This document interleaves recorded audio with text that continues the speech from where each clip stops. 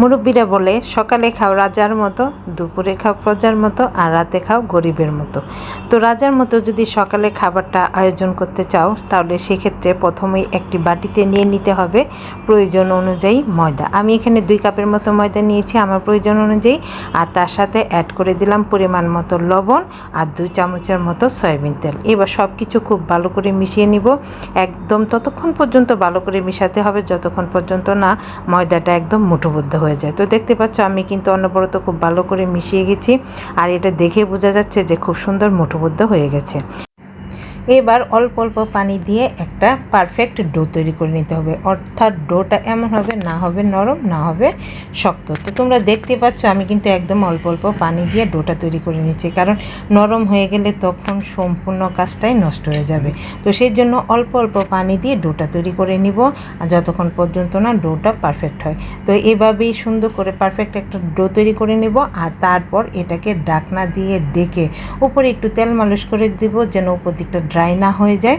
তো তেলটা মালিশ করে দিয়ে এবার ঢাকনা দিয়ে ডেকে এই ময়দাটা আমি রেস্টে রেখে দিব, আর ততক্ষণে একটা পুর তৈরি করে নেব। সেজন্য চুলায় বসিয়ে দিলাম একটি ফ্রাই প্যান, আর তাতে দিয়ে দিলাম ফোড়ন হিসেবে 1 চামচ আস্ত জিরে, আর তারপর দিয়ে দিলাম গ্রেট করে নেওয়া আদা, দিয়ে দিব কাঁচামরিচ কুচি। এগুলোকে একটু ভেজে নেব। যখন ফোড়ন থেকে সুন্দর গন্ধ বেরোতে শুরু করবে সেই পর্যায়ে এখানে আমি অ্যাড করে দেব আরেকটি উপাদান, আর এটার কারণেই কিন্তু খেতে খুব বেশি টেস্টি হয়। তোমরা একবার বাড়িতে ট্রাই করে দেখো এই পরোটাটা খেতে কি পরিমাণ টেস্টি হয়। তো সেই জন্য এখানে আমি অ্যাড করে দিলাম পেঁয়াজ কুচি। পেঁয়াজ কুচিতে অবশ্যই একটু বেশি করে দিবে, কারণ পুরের আজকের মেন ইনগ্রিডিয়েন্ট হচ্ছে পেঁয়াজ কুচি।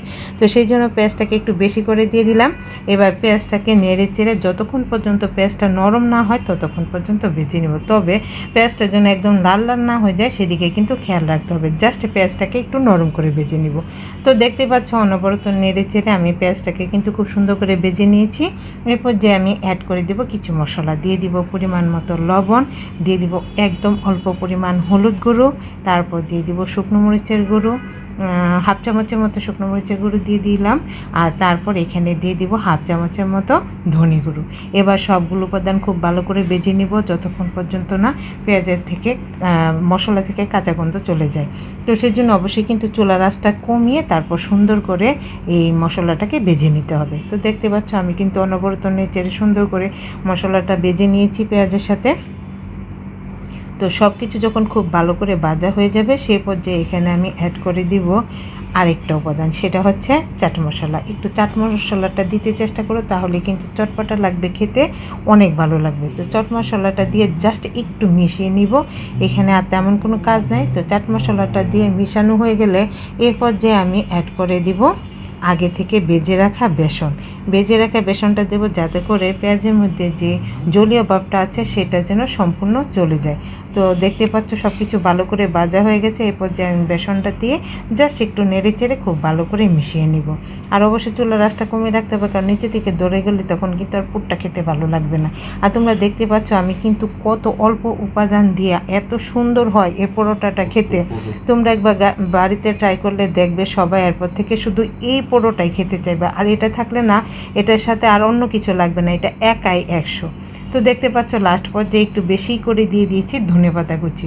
এবার ধনেপাতা কুচিটাকেও খুব ভালো করে মিশিয়ে নিব, আর তাহলেই তৈরি হয়ে যাবে খুবই খুবই মজাদার পরোটার এই পুরটা। এটাকে এবার সাইডে রেখে আমি একটু ঠান্ডা করে নিব, আর ততক্ষণে দেখতে পারবে যে আমাদের পরোটার ডোটা একদম কিন্তু রেস্টে রাখা হয়ে গেছে। এবার এই ডোটাকে আরেকটু ভালো করে মথে নিব। দেখতে পাচ্ছ খুব সুন্দর করে কিন্তু সেট হয়ে গেছে।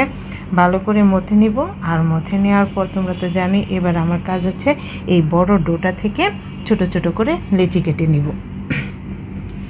মোটামুটি সবগুলো লেচি সমান করে কাটার চেষ্টা করবে, তবে সমান না হলেও কোনো সমস্যা নেই। আমি মিডিয়াম সাইজের পরোটাগুলো আমি বেলে নিয়েছি, তোমরা যেরকম সাইজে খুশি করে কিন্তু পরোটাগুলো বেলে নিতে পারো। তো দেখো আরেকটু খুব ভালো করে মথে নিয়েছি, এতে করে পরোটাগুলো কিন্তু খুব সফট হবে আর খেতেও ভালো লাগবে। তো এবার সবগুলোকে সমান সমান করে আমি একটা ছুরির সাহায্যে কেটে নিব।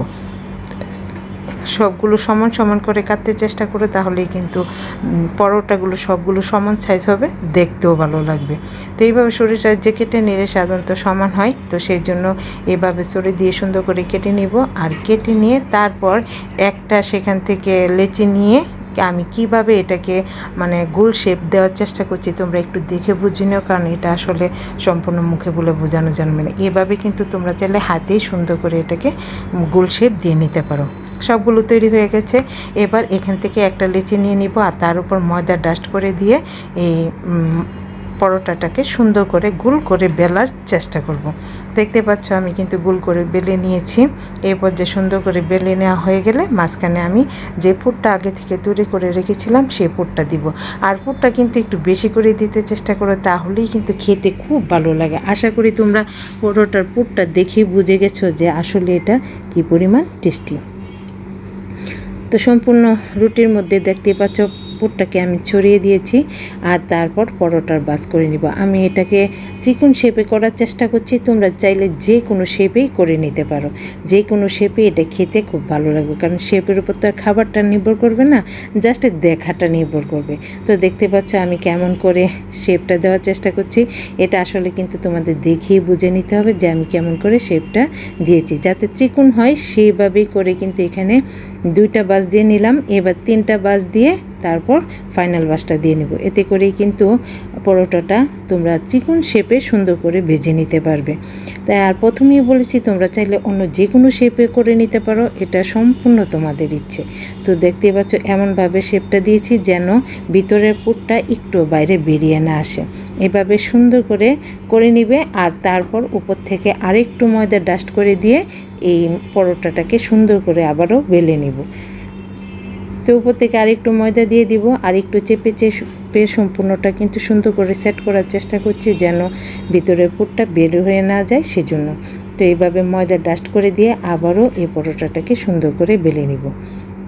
যতটা সম্ভব একটু সাবধানে বেলতে হবে যেন ভিতরে পুরটা বের না হয়ে যায়, সেই জন্য আস্তে আস্তে চেপে আমি এই পরোটাটাকে সুন্দর করে বেলে নেব। দেখতে পাচ্ছ আমি সুন্দর করে কিন্তু এই পরোটাটাকে বেলে নিয়েছি। এরপর এইভাবে যতগুলো পরোটা আছে সবগুলি আমি বেলে নিব আর বেলে নেওয়ার পর তারপর এইগুলোকে সুন্দর করে ভেজে নেব। বাছতেও কিন্তু একটা টেকনিক আছে যেন পরোটাগুলো খুব সুন্দর মুচমুচে হয় আর খেতে ভালো লাগে। আর সেই জন্য বলেছি প্রথমে আমি যে এই পরোটাগুলো একাই 100, এর সাথে কোনো চাটনি বা কোনো কিছু প্রয়োজন হয় না, একাই খেতে অনেক টেস্টি হয়। তোমরা একবার ঘরে ট্রাই করলেই বুঝতে পারবে, সবাই দেখবে তারপর থেকে এইভাবেই পরোটা খেতে চাইবে। তো দেখো আমাদের পরোটা কিন্তু বেলে নিয়েছি, উপর থেকে কিছু কালো জিরা আর কিছু ধনেপাতা কুচি দিয়েছি, এতে করে খেতে আরও বেশি ভালো হয়। তো এগুলো সেট হওয়ার জন্য আবার একটু সুন্দর করে বেলে নিব। এভাবে সবগুলো তৈরি করে নিবে। এবার চলে যাব চুলায়, বসিয়ে দেব একটি প্যান আর তাতে প্রথমেই আমি কোনো তেল দিব না, প্রথমে তেল ছাড়া শুকনো অবস্থায় এপিঠ ওপিঠ খুব ভালো করে ভেজে নিব। আর প্রথম অবস্থাতে অবশ্যই কিন্তু যে দিকটাতে আমরা কালো জিরা ধনেপাতা দিয়েছিলাম সেই দিকটা আগে দিয়ে দিবে, দিয়ে সেদিকটা যখন একটু বাজ হয়ে যাবে তারপর অপর পাশটা পাল্টে দিব, অপর পাশটাকে একটু নেড়েচেড়ে ভালো করে ভেজে নিব শুকনো অবস্থাতে। আর তারপর আজকে তোমরা কিছু মনে করো না, একটু ঘি দিয়েই কিন্তু আমি পরোটাটা ভেজে নেব। তা ঘি দিয়ে ভেজে নিলে খেতে অনেক ভালো হয়। তোমরা চাইলে বাটার বা তেল যে কোনো কিছু দিয়ে ভেজে নিতে পারো, তবে একবার একটু ঘি দিয়েও খেতে কী যে ভালো হয়। তো দেখো দুই পাশে আমি ঘি দিয়ে এই পরোটাটাকে একদম লাল লাল করে ভেজে নেব। আর এইভাবেই একটু সময় নিয়ে সবগুলো পরোটা ভেজে নেব আর তারপর খাওয়ার জন্য বাস গরম গরম এই পরোটাগুলো রেডি। এবং সকালবেলা সবাই দেখবে খেয়ে খুবই খুশি হয়ে যাবে। তো তোমাদের কাছে কেমন লাগলো একটু কমেন্ট করে জানিও, আর ভালো লাগলে কিন্তু বেশি বেশি করে শেয়ার করে দিও। সবাই ভালো থেকো, টাটা।